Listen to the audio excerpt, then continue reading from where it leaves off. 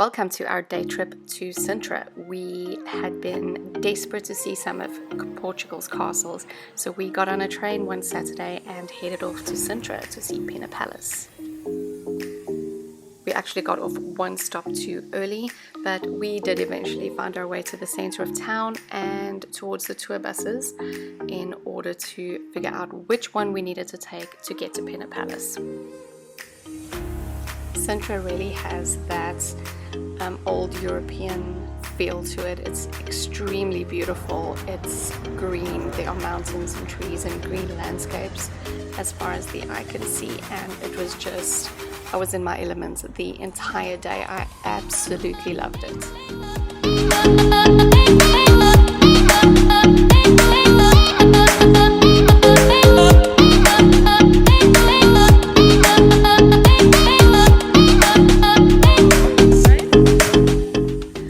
After being confronted with a couple of different transport options, we found the bus. We chose a route. There's a couple of different routes that you can take to the different palaces. There's quite a few in Sintra.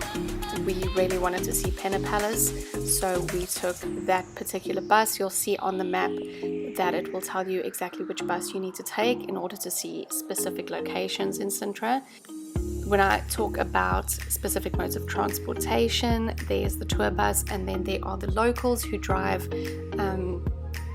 I can't remember what, like these automatic motorized rickshaw type of things. You'll see them in the front of us there. They're extremely loud, and the driver was a bit pushy, so we chose not to do that. I just, by standing talking to him while he had the motor on, was giving me a headache. It was extremely loud, so we chose the tour bus. It's really difficult to not want to record every single moment of the drive up to the palace.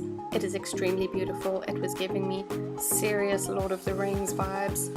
It's ethereal and green and foresty, and it's really beautiful. You'll want to record so much of the winding roads. There's so much to look at, even though it seems like it's just forest.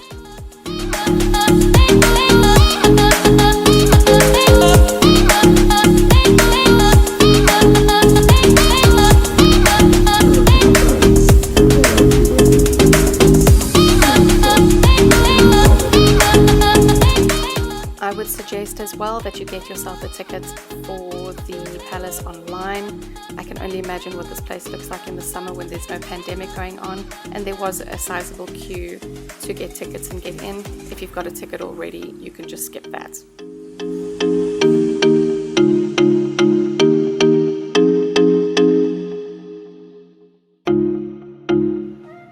The palace and the grounds are enormous. You could easily spend a full day going through the palace and then walking through the surrounding park. It's massive. We took a couple of hours and we only saw the palace, and because we had a late start to the day, we actually didn't get to see much of the park other than the bits that were leading up to the palace itself and then back down to the gate to go home. If you were going to spend the day, you could easily come and have breakfast in town in the morning, head up to the palace, spend an hour or two looking at the interior and exterior of the palace, and then spending the afternoon in the park, seeing everything there is to see there. It's easily a full day.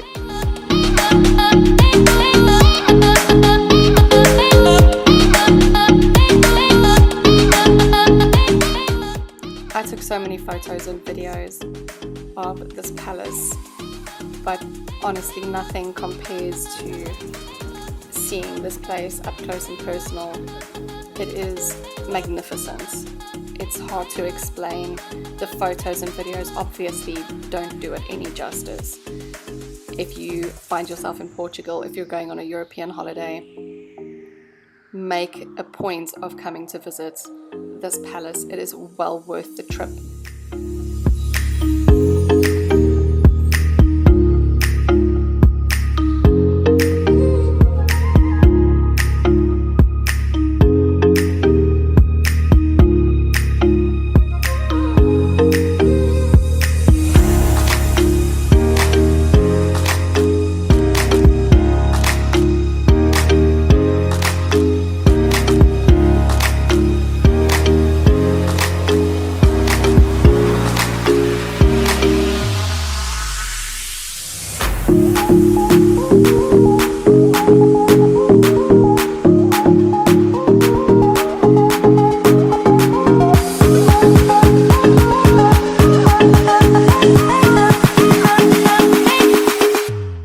coming into this section of the palace, we were blessed with some nice cool wind. It was extremely hot coming up here, so we were very, very grateful for that. And this is where the tour of the interior of the castle begins.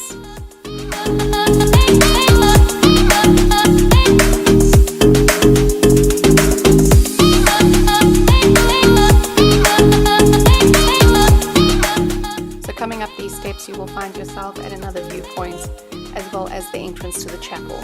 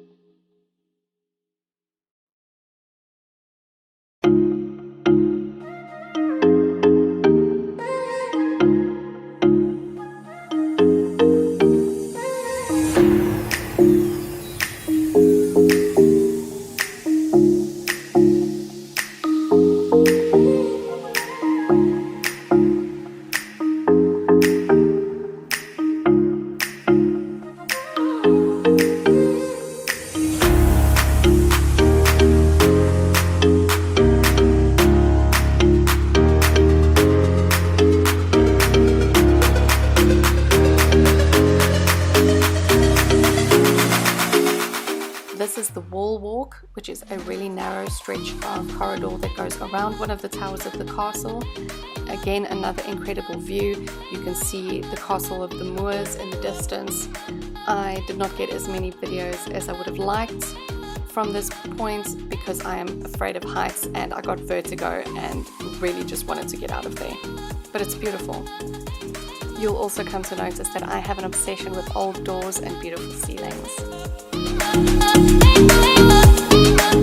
This is the official entrance to the interior of the palace. This is where they'll check your tickets. So I'm going to stop talking now and then you can enjoy the rest of the tour.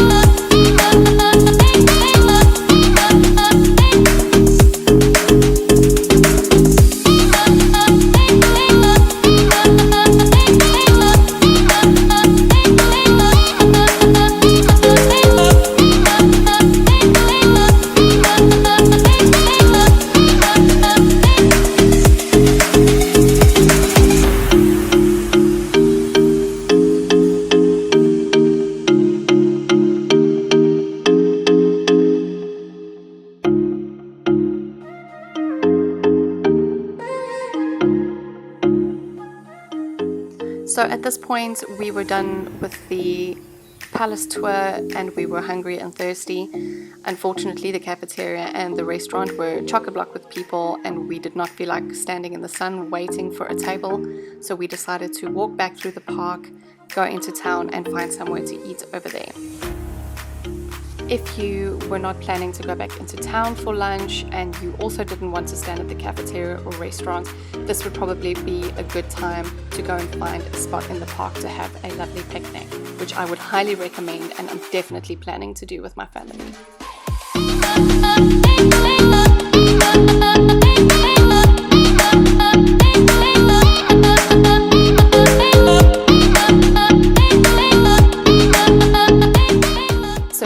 Randomly happened to spot this little place while we were looking for somewhere to eat. Please go and support them. They were so lovely, so friendly. Their burgers are delicious, their wine is amazing. It was such a nice vibe.